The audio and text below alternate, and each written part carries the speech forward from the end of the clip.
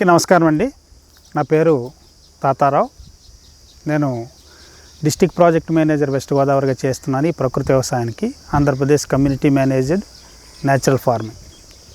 ఈ సంవత్సరం ఈ 5300 ఎకరాల్లో మనం ఈ యొక్క అచీవ్మెంట్ సాధించడం జరిగింది. ఇప్పుడంతా కూడా ఎక్కడికక్కడ డాక్యుమెంట్ చేసుకుంటున్నాం. అదే రకంగా 40 రోజులు పెరిగినటువంటి ఈ నవధాన్యాల యొక్క పంటని ఈ పశువుల మేతగా కింద కొంత వాడి ఆ పశువులను గ్రేజింగ్గా పశువులను వదలడం కానివ్వండి, లేదా ఆ పంటలో పడినటువంటి ఆ రకరకాల పలుధాన్యాలని కోసి పశువుల మేతగా కింద ఉపయోగించమని కూడా చెప్పడం జరిగింది. దీనివల్ల ఆ పశువుల్లో కానివ్వండి, ఆ పాల శాతం దిగుబడి పెరగడంలో కానివ్వండి, ఆ వెన్న శాతం దిగుబడిలో పెరగడం కానివ్వండి, అదే రకంగా ఆ పశువుల యొక్క ఆరోగ్యం మెరుగుపరచడంలో కానివ్వండి, రైతులు వారి యొక్క అభిప్రాయాలు చక్కగా మెరుగైనటువంటి అభిప్రాయాలు వ్యక్తం చేయడం జరిగింది. పాల దిగుబడిలో 1 నుంచి 1.5 పాలు లీటర్లు రోజుకి ఒక యానిమల్కి పెరగడం, అదే రకంగా 2 నుంచి 3% ఈ యొక్క వెన్న శాతం పెరగడం, అదే రకంగా ఆరోగ్యకరంగా ఆ యొక్క పశువులు ఉండడం అనేది రైతులు వ్యక్తపరిచినటువంటి అభిప్రాయాలు.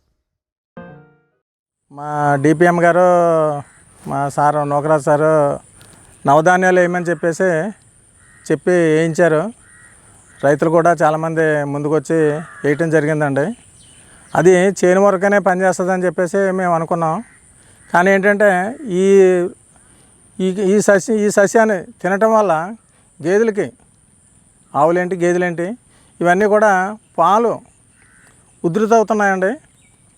అదేవిధంగా వెన్న శాతం కూడా ఎక్కువ వస్తున్నది. ఇప్పుడు వేసవకాలం పశువులకి గాసం ఉండదండి. ఏం చేద్దంటే ఎక్కడ పచ్చని చేలు ఉండవు. ఈ మధ్యకాలంలో ఎవరో కూడా ఈ గాసం వేయట్లేదు. ఈ నవధాన్యాలు వేయటం వల్ల వీళ్ళందరికీ కూడా ఈ వేసవకాలం కూడా ఈ పశువుల మీద దొరకటం, అది పాలు ఎక్కువ రావటం, తర్వాత దీని మీద ఈ పాలు పెరగటం, ఈ వెన్న పెరగటం వల్ల వాళ్ళకి చేలో వేసిన ఈ నవధాన్యాలకు అయిన ఖర్చు కూడా దీని మీదే వాళ్ళకి లాభసాటిగా ఉందండి. నేను ఇక్కడ చాలామంది చేత 40 మంది చేత వేయించడం జరిగిందండి ఈ నవధాన్యాలు. మా ఈ జనంలో 10 మంది 15 మంది వరకు గేదెలు అవి ఉన్నాయి. ఇదంతా వాళ్ళు ఉపయోగించుకుంటున్నారు. వీళ్ళకి లాభసాటిగా ఉన్నదని కూడా సంతోషం వ్యక్తం చేశారు ప్రతి వాళ్ళు కూడా. ఎప్పుడూ వేయలేదు, ఈ సంవత్సరం వేసాం, వేయటం వల్ల మాకు చాలా మంచి కలిగింది, మంచి బాగున్నది అని చెప్పేసి చెప్పడం జరిగిందండి.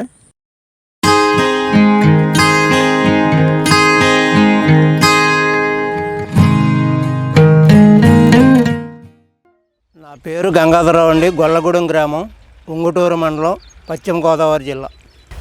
30 సంవత్సరాలు బట్టి వ్యవసాయం చేస్తున్నాను సారు. వరి వ్యవసాయం 15 ఎకరాలు ఉన్నది, కొంత కొబ్బరి, కోకో, జామి, పచ్చిరొట్ట ఒక 8 ఎకరాలు వేసాం సారు.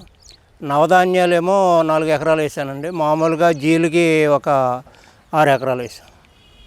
ఆవులు 4 ఉన్నాయి సారు, గేదెలు ఒక 4 ఉన్నాయి. నవధాన్యాలు చల్లటం వల్ల దూళ్ళ మేతకు కూడా అనుకూలంగా ఉంటుంది సార్, బాగుంది.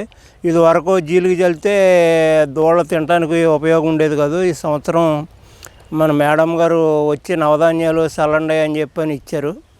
4 ఎకరాలు చల్లాం సార్. ఒక 20 రోజులు బట్టి దూళ్ళు శుభ్రంగా మేస్తున్నాయి సార్.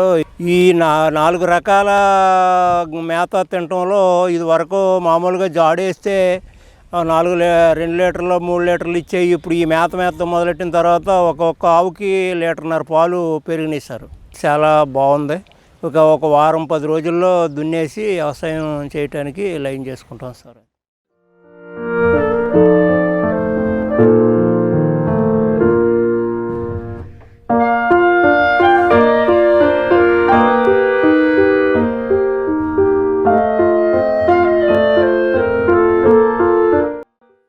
అందరికీ నమస్కారం అండి. నా పేరు ఎర్రవ వెంకటేశ్వరరావు అండి. అంబురిపేట గ్రామం, భీమడోలు మండలం, పశ్చిమ గోదావరి జిల్లా అండి. అంతా బొరుగు పొలమే అండి. అది ఉపాయం అంటే ఎరువు వల్ల బొనుపులు అవి ఉండి చేనికి కదా గుల్లతనం వస్తుందండి. మేము అగ్రికల్చర్ డిపార్ట్మెంట్కి సంబంధించిన వాళ్ళు వస్తూ ఉంటారండి, వాళ్ళు చెప్తూ ఉన్నారు. దాన్ని బట్టి మేము ఫాలో అవుతున్నాం. 8 గేదెలు ఉన్నాయండి దూడలో. దాంట్లో దూడలు మేపుతాము. ఆ పచ్చిరట్ట గేదెలకి ఉపకారం పడింది. ఆ గేదెల వల్ల చేనుకున్న పేడది బలం ఉంటుందని నేను అనుకున్నాను అండి. అంటే ఈ పెసరొట్ట మినపరొట్ట ఈ పప్పు జాతి రొట్ట ఉండటంలో గేదెలు కొద్దిగా పాలు బాగా ఇచ్చినాయండి. పాలు బాగా నచ్చినాయి, గేదెలు కొనుక్కో గంటంగా బాగున్నాయండి. దానివల్ల చేనికి ఉపకారం పడుతుంది, దూడలకి ఉపకారం వచ్చిందండి. అది మేము పాల కేంద్రం కాడ పాలు పోయినప్పుడు శాతం తెస్తాడండి. ఆ శాతం ఈ వరకు 6, 7 వచ్చేది, ఇప్పుడు 10, 9, 10 అలాగ వచ్చేదండి. దానివల్ల ఈ పప్పు జాతి రొట్ట తినడంలో నీకు దూడలు బాగున్నాయని మాకు గమనించే ఉన్నది.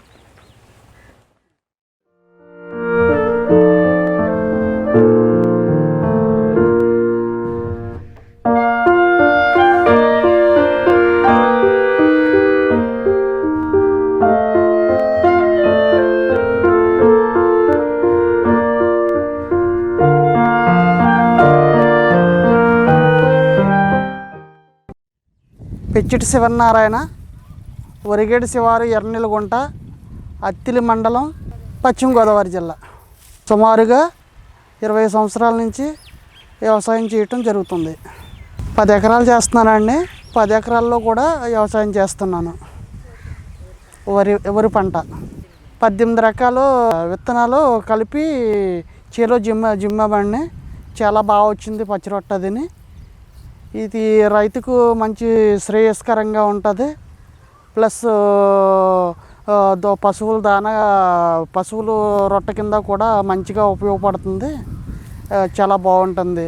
ప్రతి ఒక్క రైతు కూడా వేసుకుంటే చాలా బాగుంటుందండి. ఇది ఈ పచ్చి రొట్ట వేయటం వల్ల భూమికే ఉపయోగకరంగా కాకుండా ఈ పశువులకు కూడా పచ్చి రొట్ట వేయటం వల్ల ఎన్న శాతం అది పెరగటం జరుగుతుంది. నాతో పాటు ఈ పచ్చి రొట్ట ఈ 18 రకాల విత్తనాలు ఒక 25 మంది దాకా వేసారండి. నాతో పాటు ప్రతి ఒక్క రైతు కూడా ఇలా పచ్చి రొట్ట వేసుకుని ఇవాళ భూమిని మంచి సారవంతంగా చేసుకుంటే మంచి బాగా ఉపయోగపడుతుందండి. అలాగే ప్రతి నెక్స్ట్ దాల్వా వచ్చినప్పటికీ ప్రతి ఒక్క రైతు కూడా వేసుకోవాలని నేను చెప్పడం జరుగుతుందండి.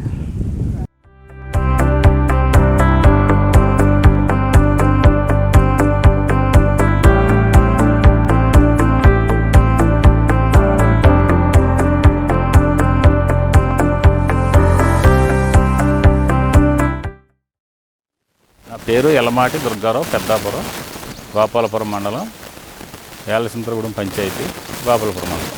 నేను 25 ఎకరాల్లో పచ్చి రొట్ట వేసాను. నేను వేసాను, లాస్ట్ ఇయర్ వేసాం, బాగుంది. పొగాకు దిగుబడి బాగుంది, రంగు అంతా బాగానే ఉంది. మళ్ళీ ఈ సంవత్సరం కూడా వేసాం. పశువులకు కూడా మేతకు కూడా బాగానే ఉంటుందండి. మేత కోసేసుకోవచ్చు, వదిలేసిన మేతాయి బాగానే ఉంటుందండి. పశువులు మేత కూడా తింటా అంటే అది కొన్ని రకాల మొక్కలు తినవు, కానీ కనవి తినేస్తున్నాయి. జొన్న, బొబ్బరు, పెసర ఈ మాత్రం తినేస్తాయి, జనువు కూడా తినేస్తాయి. ఎలా వచ్చినా మనకి జీలుగు ఒకటే తినవు. పాలు ఖచ్చితంగా పెరుగుతాయండి. మామూలు మేతగానే బొబ్బర రొట్ట, పెసర దానికి ఇదంతా ఇది కదా, మురుగాయ మీద తిన్నది ఖచ్చితంగా పెరుగుతుందండి. పచ్చి రొట్ట ఇది మాత్రం ఖచ్చితంగా బొబ్బర ఖచ్చితంగా పెరుగుద్ది. బొబ్బర, పెసర, జొన్న కూడా సత్తు బాగుంటుందండి. దూడలు కూడా బాగుంటాయి. నా పేరు చీకటి నాగేశ్వరరావు అండి. మా ఊరి పేరు అంకులయ్య కొత్తగూడు, రావుపురం పంచాయతీ, చింతలపూడి మండలం అండి. ఈ సంవత్సరం నవధాన్యాలు చల్లామండి. డిపిఎం గారు ఫస్ట్ నవధాన్యాలు చల్లమంటే చల్లామండి. చల్లి 50 రోజులు 45 రోజుల కాడ నుంచి ఆవులు గేదెను తోలానండి. తోలితే అంత మునుపు గేదె 5%, 4% వెన్న శాతం వచ్చేదండి. 10% వచ్చి అసలు పెరుగు చాలా గట్టిగా ఉందండి. ఇప్పటికీ గేదె కూడా చాలా ఆరోగ్యం ఇప్పుడు బాగుందండి. అంత మునుపు ఎప్పుడు చాలా నీరసంగా ఉండేది.